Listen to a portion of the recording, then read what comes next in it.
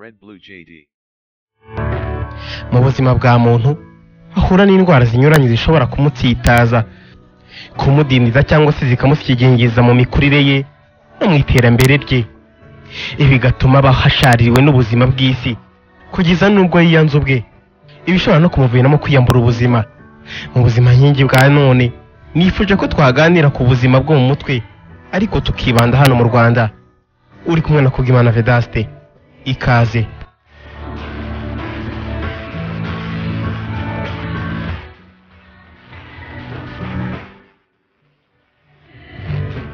Ubuzima bwo mu mutwe ni ikintu kigari gikubiye mu rusobe rw'indwara zinyuranye, gusa nyinshi muri zo ziba zishamikiye ku bibazo by'ubwonko, ahazamo n'icyitwa ihungabana, ari naryo tugiye kwitsaho mu buzima nkingi bwa none.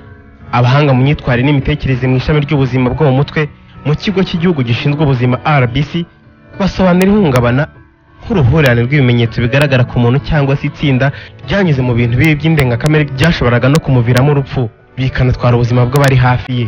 Nifashe imbuga z'ubuzima zirimo n'iz'ikigo cy'igihugu cy'ubuzima RBC. Ihungabana ritangira kwigaragaza nyuma y'igihe gito ibintu bibaye, umuntu akagira uburakari bwinshi, agahinda gakabije, akabura amahoro, akibuka ibyabaye byose, bikaba ari byo byihariye imitekerereze ye. Ngo uyu muntu ntashobora gukora, ntiyita ku muryango we, ndetse n'ubwe ntashobora kwiyitaho. Amateka u Rwanda rwaciyemo arimo na jenoside yakorewe Abatutsi ni kimwe mu bitera guhungabana kwa benshi. Ariko umuntu yakwibaza impamvu abantu babiri bagizweho na jenoside mu buryo bumwe, umwe ahungabana undi ntahungabani. Abahanga mu myitwarire n'imitekerereze basobanura ko guhungabana kenshi bijyana n'ubushobozi bw'umuntu bwo guhangana n'ibibazo. Bivuze ko hari igihe mubona ibintu bimwe mukaba muri bimwe, ariko ibi ntibivuga ko mwese mugaragarwaho ihungabana. Bivuze ko na murumuna wawe ashobora guhungabana, we ntuhungabane, bitewe n'uko usanganye ingufu zo guhangana n'ibintu kurusha uko wundi ahangana nabyo.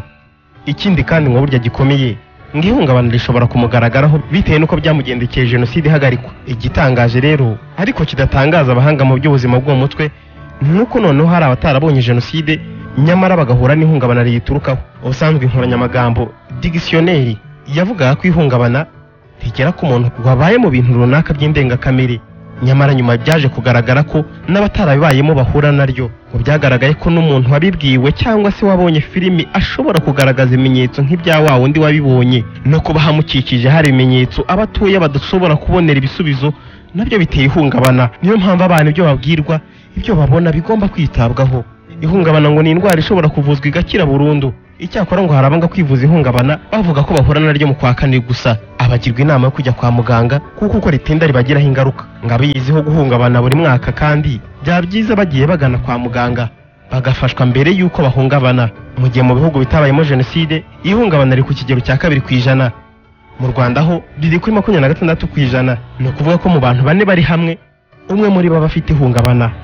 Ni mu gihe kandi mu mwaka wa 2015 mu Rwanda hagaragaye abanyarwanda basaga 1700 bagaragayeho ihungabana mu gihe cy'iminsi 100 yo kwibuka gusa, nk'uko byagaragajwe n'ikigo cy'igihugu cy'ubuzima RBC.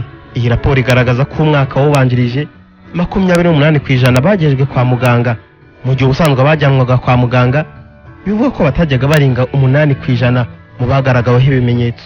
Ubushakashatsi bwakozwe n'abahanga mu by'ihungabana mu mwaka wa 2009 bwerekana ko abanyarwanda 23 bafite ihungabana. Umubare w'abivuza uburwayi bwo mu mutwe muri rusange nawo wariyongereye. Kwakira no kuvura abahuye n'uburwayi bwo mu mutwe bavuga ko muri iki gihe imibare y'abaza kwivuza yiyongereye. Uretse ibibazo by'uburwayi bwo mu mutwe bikomoka kuri jenoside yakorewe Abatutsi, ibindi bikomoka ku ikoreshwa ry'ibiyobyabwenge nk'inzoga n'itabi, yemwe n'ibyo mu muntu imbere, n'ibibazo umuntu yaba yaravukanye. Naho ibyo hanze ye ngo ni ibyago bishobora kumugwirira nk'ibiza cyangwa ibyorezo. Ibi bigira ingaruka bitewe n'imiterere y'umuntu. Hagatanga urugero rw'ukuntu hari umuntu ufata icyemezo cyo kwiyahura kuko bakundanaga yamubenze mu gihe runaka, mu gihe kandi hari uyibona akabibona nk'ibisanzwe, akishyiramo ko niba hari uwamwanze azabona n'undi umukunda. Mu bindi abaganga b'indwara zo mu mutwe bagaragaza nk'ibitera uburwayi bwo mu mutwe hari umunaniro ukabije, ibi bizwi nka stress. Iki kigo kivuga ko ubushakashatsi bwakoze mu mwaka wa 2009 bwagaragaje ko abafite ibibazo byo mu mutwe biganje mu kigero cy'abakuru, dore ko 26%, mu gihe abari bafite ibibazo bikomoka ku biyobyabwenge bari 7%, abiganjemo urubyiruko.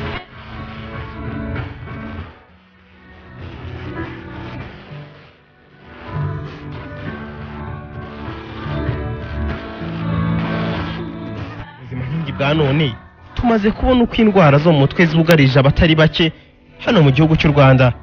Icyo twakwibaza mu buzima nkingi rero ni kimwe, nuko uyu mubare w'abarwayi wabo ufite umubare w'abaganga babitaho. Komisiyo ishinzwe imibereho myiza y'abaturage mu nteko nshingamategeko nk'igenzura yakoze yasanze abaganga bazobereye bene izi ndwara zo mu mutwe badakunze kuboneka ku mavuriro, yemwe naho bari ugasanga ari ibitaro biba byabishakiye ku mpamvu z'uko babona bakenewe cyane. Nyamara kandi umubare w'abiga ibijyanye n'ubuzima bwo mu mutwe ntibabura gusohoka buri mwaka bakigumira mu bushomeri. Ese Minisiteri y'Ubuzima ibi ntibibona nk'ikibazo ku Banyarwanda? Hanyuma se abize aya masomo bo ntibaba bakenewe ngo bafashe abageramiwe n'izi ndwara? Uyu ni Dr Gashumba Diane, Minisitiri w'Ubuzima. Nibyo koko nkuko mubivuze, abantu bize psychologie clinique barakenewe cyane mu gihugu cyacu cyageze amateka ya jenoside yakorewe abatutsi, ku buryo abantu benshi bafite ibibazo ndetse batanazi ko bafite. Bose tumaze igihe dukora ubuvugizi kugira ngo aba bakozi, aba bantu bize bafite ubumenyi bahabwa akazi nibura no ku rwego rwa buri health center. Ariko nkuko natangiye mbivuga, ibi byose bijyana n'ubushobozi bw'igihugu n'amikoro. Ubundi tubishoboye twamugira rwose, ngewe nanavuga ko twamugira no kuri buri mudugudu cyangwa kuri buri kagari, ariko biterwa n'amikoro y'igihugu. Uburyo twabonye n'ubwo guha amahugurwa abasanzwe bari muri health center, kuko abari n'aba A0 rwose n'ingengo y'imari yo kubahemba tubakubye n'umubare w'ibigo nderabuzima bihari baba benshi cyane. Ariko n'ubuvugizi dukomeza gukora, hari n'inyigo igiye gutangira, ndumva yarasabwe n'inteko ishinga amategeko, yo kugaragaza uburemere bw'iki kibazo cy'indwara zo mu mutwe bitewe n'amateka igihugu cyanyuzemo. Twaba tubona ko inyigo nimara gusohoka azaba ari ibipimo fatizo bishobora kwerekana ko koko no guteganya ingengo y'imari yo guha abantu akazi ku nzego z'ibanze wenda ari ikintu koko gifite.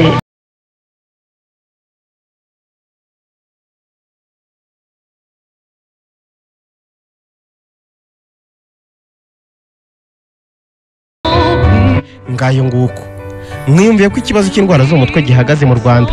Abaganga bazivura nabo nubwo bakenewe ngo ubushobozi bw'igihugu buracyari imbogamizi ngo bahabwe akazi. Gusa uwagira ibimenyetso bya bene izi ndwara yagana ivuriro rimwegereye agahabwa ubufasha, ariko n'abamwegereye bakamufasha, dore ko byagaragaye ko ahanini abarwara indwara zo mu mutwe zimwe na zimwe ziba zatewe n'aho atuye mu muryango. Ngushimiye ko babanye nanjye mu buzima nkingi bwa none.